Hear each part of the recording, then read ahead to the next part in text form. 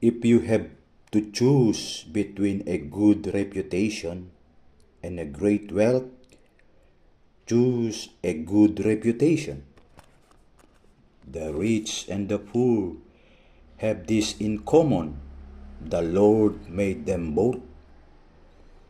Sensible people will see trouble coming and avoid it, but an unthinking person will walk right into it and regret it later.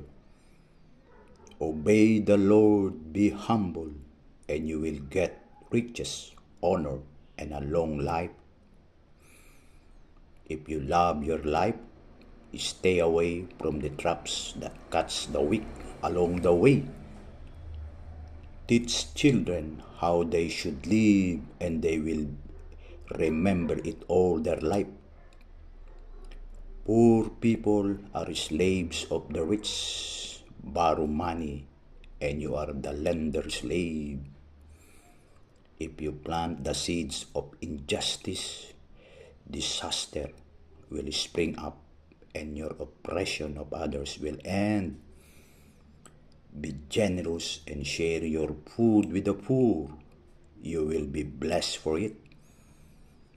Get rid of a conceited person, and then there will be no more arguments, quarreling, and name-calling. If you love purity of heart and graciousness of speech, the king will be your friend.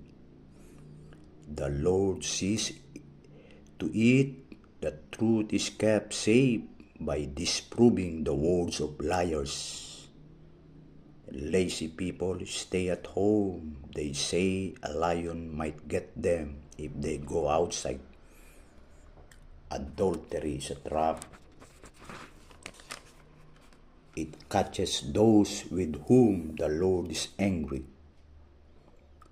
Children just naturally do silly, careless things, but a good spanking will teach them how to behave.